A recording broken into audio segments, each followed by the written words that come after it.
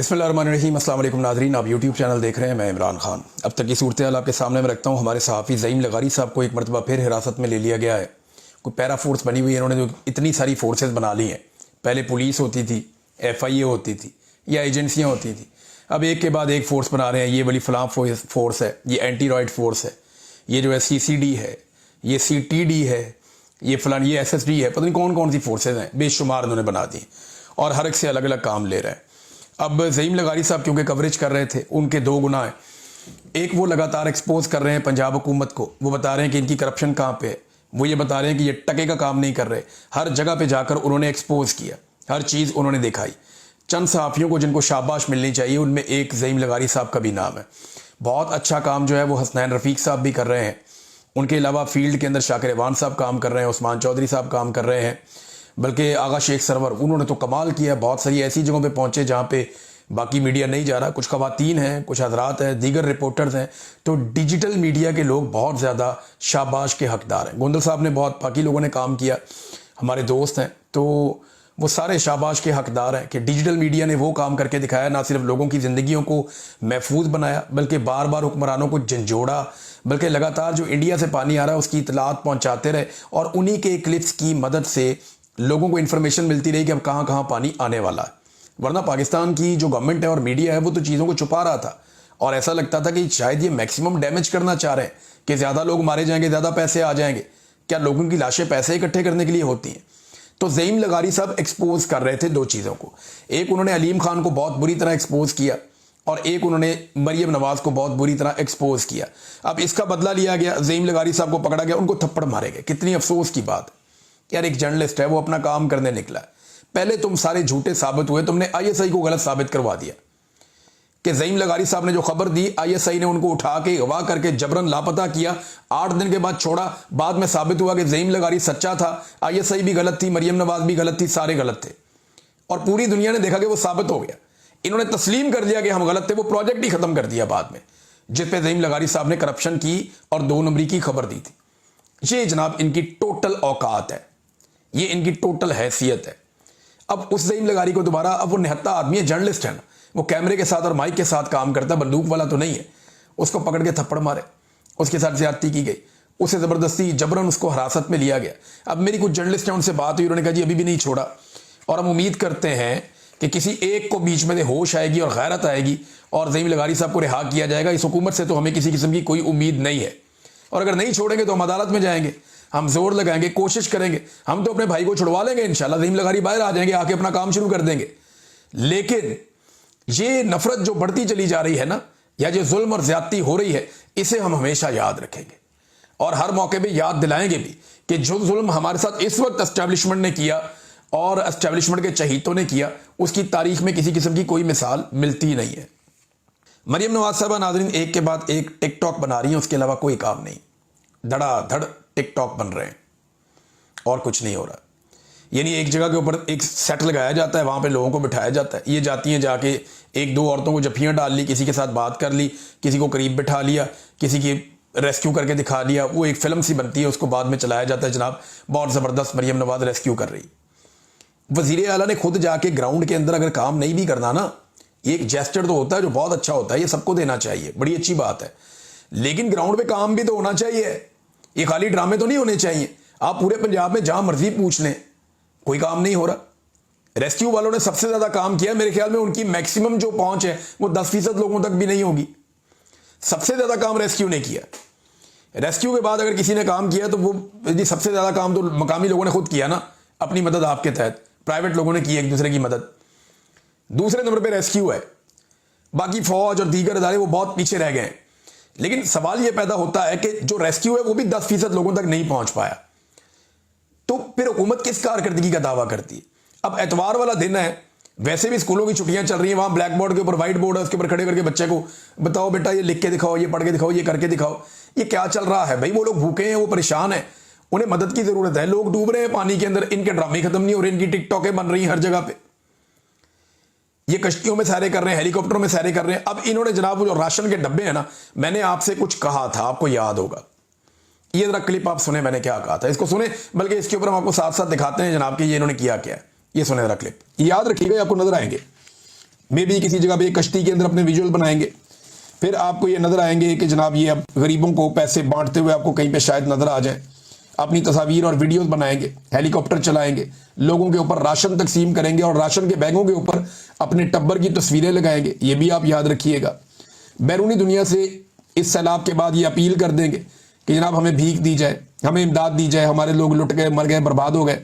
फिर नए नगमे जारी किए जाएंगे, म्यूजिक जारी किया जाएगा, अखबारात का पेट भरा जाएगा, इश्तिहार दिया जाएगा, टीवी के ऊपर नगमे और अपीलें चलाई जाएंगी, इमदाद इकट्ठी की जाएगी और फिर ये एक मरतबा दोबारा सैलाब मुतासरीन का माल उसी तरह खा जाएंगे जैसे ये हमेशा सैलाब मुतासरीन का माल खाते रहे।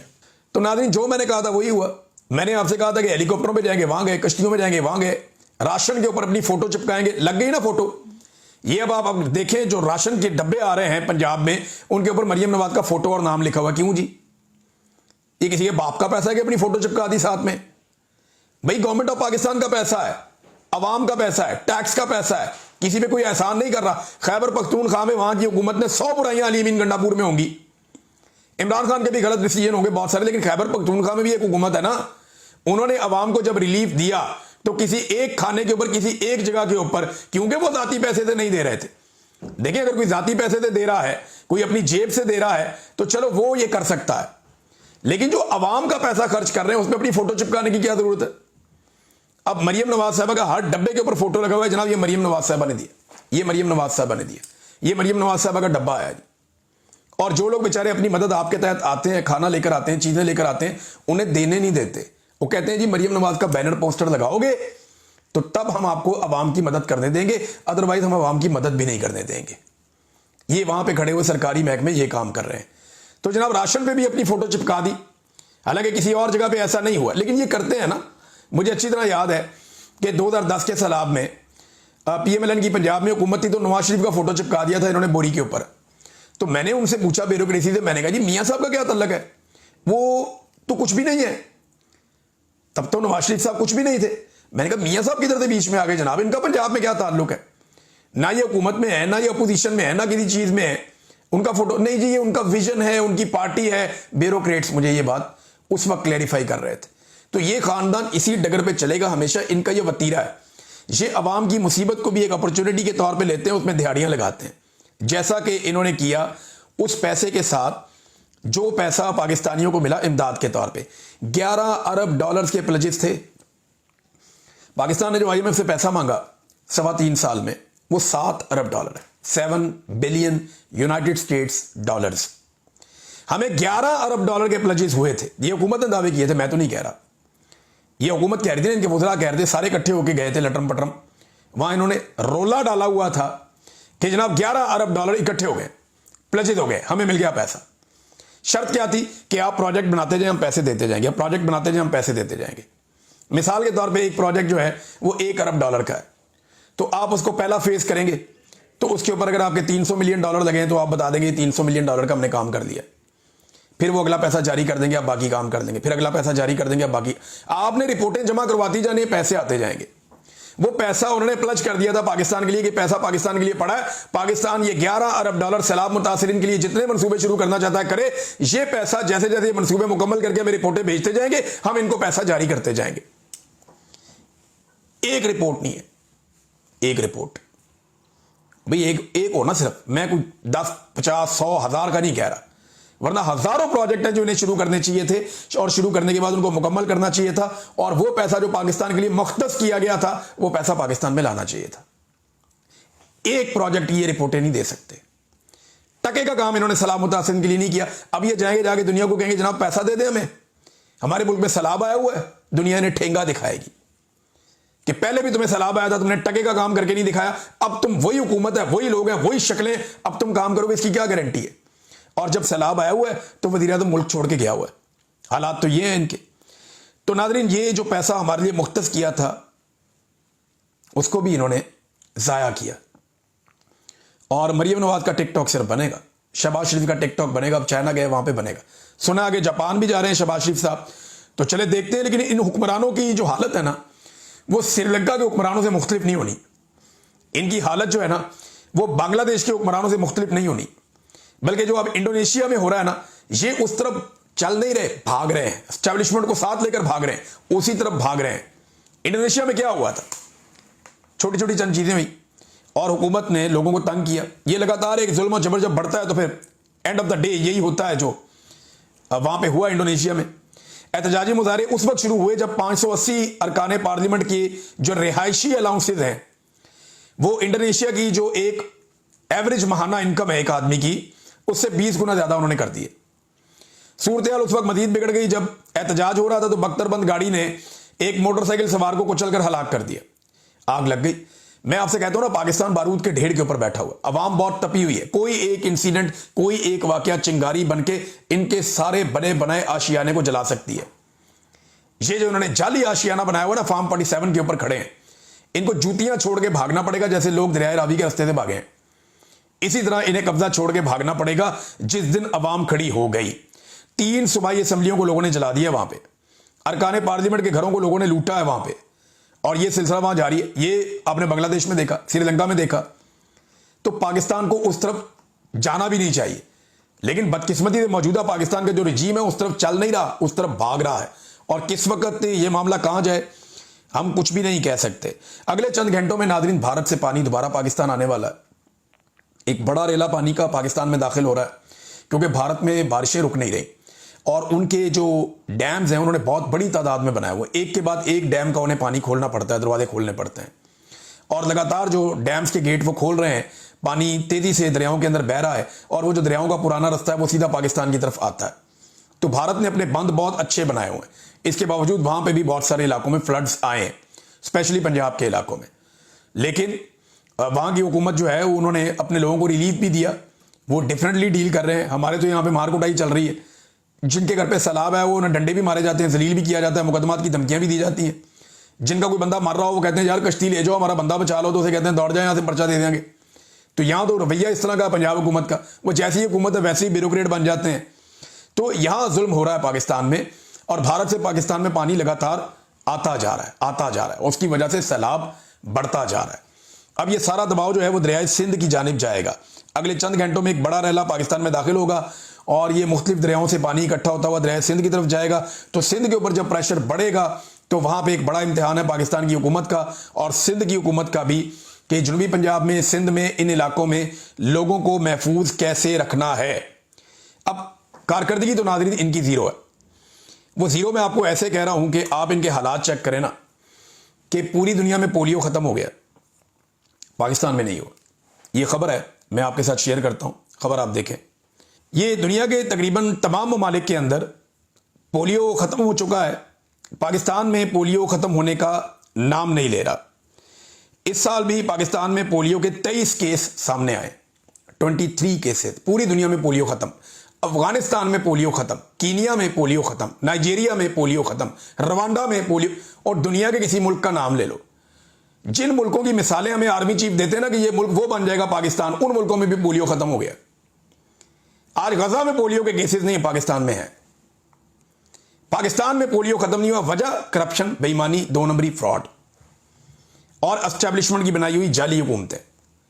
हम पोलियो के खात्मे के करीब पहुंचते हैं, एस्टेब्लिशमेंट को फिर कोई ना कोई पंगा हो जाता है, वो पकड़ के हुकूमत गिरा देते हैं, सारा सिस्टम डिस्टेबलाइज हो जाता है, ऊपर से लेके नीचे तक पूरा सिस्टम हिल जाता है, दोबारा आपकी मुहिम जो है वो खराब हो जाती है और फिर पोलियो के केसेस बढ़ जाते हैं। और पाकिस्तानियों के ऊपर ट्रैवल रिस्ट्रिक्शंस लगती हैं। पूरी दुनिया में बदनामी होती है कि ये एक मुल्क रह गया है जहां पे अभी तक पोलियो खत्म नहीं हुआ। बड़ी उम्र के लोगों को, औरतों को, बंदों को जो है पोलियो के कतरे पिला के एयरपोर्टों से लेके जाते हैं अपने मुल्कों में। ये हालात है पाकिस्तानियों के, और ये सिर्फ पाकिस्तान की हुकूमत की नाअहली की वजह है, वरना 2-3 साल का लगातार एक कोशिश की जाए तो पोलियो जड़ से हमेशा के लिए पाकिस्तान से खत्म हो सकता है। लेकिन इस तरफ किसी की तवज्जो ही नहीं है, तवज्जो इनकी लुटमार की तरफ है, और लुटमार इन्होंने लगातार बढ़ाई हुई है। जब कीमतें बढ़ाते हैं तो यूं बढ़ाते हैं, जब घटाते हैं तो ऐसे घटाते हैं जैसे कहते हैं बहुत बड़ा रिलीफ हमने दे दिया।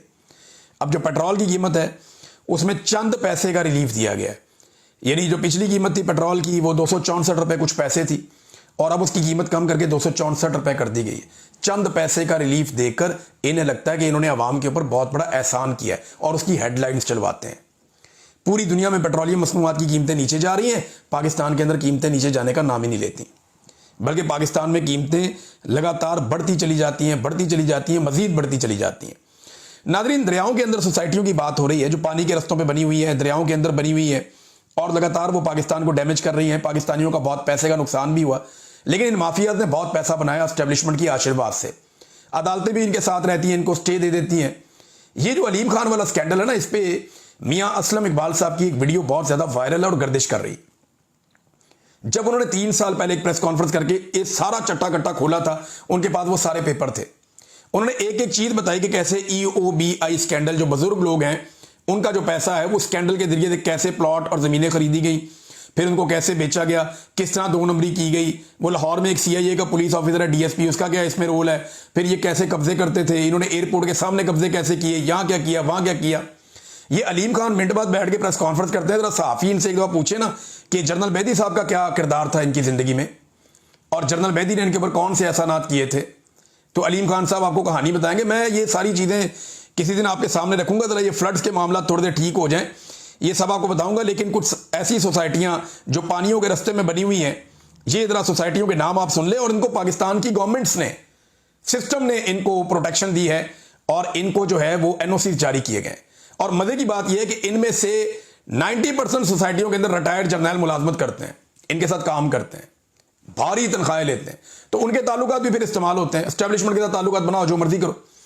अब इसमें पार्क व्यू सोसाइटी है, ब्लू वर्ल्ड सिटी है, फैसल हिल्स है, मुमताज सिटी है और लेक व्यू है, गुलबर्ग ग्रीन है, यूनियन डेवलपर्स है, बैरिया टाउन है, बैरिया खरीदार है, अलहरम सिटी है, एयर बाय लगूना है, अर रहमान गार्डन्स हैं, अर रहीम टाउन है, अल कबीर टाउन है। ये सोसाइटियां में अभी बाकियों के नाम और भी बाकी हैं। ये वो हैं जिन्होंने तबाही फेरी है और दरियाओं के अंदर जाके सोसाइटियां बना दी। भाई दरिया के अंदर सोसाइटी का NOC कैसे हो सकता है? भाई वो पुल बना हुआ है सामने से, पानी दरिया के नीचे से निकल के आना है। अब दरिया पतला हो गया, कम हो गया, तो आप दरिया के अंदर घर बना लेंगे। भाई जिस दिन पानी आएगा, बारिश आएगी, दरिया का पानी पूरा होगा, ये इन घरों के ऊपर से गुजर जाएगा। और वही हुआ है सोसाइटी के अंदर, वही हुआ है। आप जितना मर्जी बंद बांध ले, आप दरिया का रास्ता तो नहीं रोक सकते, बंद के ऊपर से आ जाएगा पानी। तो ये इन्होंने दरियाओं के अंदर सोसाइटियां बनाई हुई हैं और आज ये कहते हैं इमरान खान कसूरवार है। इमरान खान इसका NOC देता ही नहीं था। ये मियां असलम की जो प्रेस कॉन्फ्रेंस है, ये उसकी गवाही दे रही है। अब इस वक्त ग्राउंड में नादरीन जो लोग मदद कर रहे हैं, उसमें पाकिस्तान तहरीक इंसाफ के कारकुन पेश हो गए हैं। मुख्तलिफ तस्वीर और मनाजिर आ रहे हैं कि तहरीक इंसाफ के टिकट होल्डर्स और जो उम्मीदवार हैं वो अपने अपने हलकों के अंदर वो अब आवाम की मदद करने के लिए निकल आए और वो दे रहे हैं, खाना भी दे रहे हैं, खुराक भी। ये बड़ी अच्छी बात है। अलीमा खान के बयान के बाद हुआ और इस पर आलिया हमजा साहब ने भी जोर दिया कि ये वक्त जो है वो लड़ाई का नहीं है, इख्तलाफात का नहीं है। मरियम नवाज जितना मर्जी जुल्म करे, जितनी मर्जी ज्यादती करे, लेकिन सारे लोग पाकिस्तानियों को बचाने की तरफ तवज्जो दे। और अच्छी बात यह है कि पाकिस्तान तहरीक इंसाफ इस वक्त लड़ाई को छोड़ के वो सैलाब ज़दगान की मदद के लिए आगे बढ़े। हालांकि कई जगह पे उनको मदद करने से रोका जा रहा है कि मरियम नवाज का फोटो लगाओ तो हम मदद करने देंगे, वरना मदद नहीं करने देंगे। हालात इनके ये है नादरीन कि इस वक्त भी पुलिस को और इंतजामिया को, जिनको इस वक्त सैलाब ज़दगान की मदद के लिए लगाना चाहिए था, उन्हें लगाया हुआ इस वक्त इस काम के ऊपर कि अलीम खान की सोसाइटी के अंदर कोई वीडियो ना बन जाए। बहरहाल अब तक के लिए इतना ही। अपना ख्याल रखिएगा, अपने चैनल का भी। अल्लाह हाफ़िज़।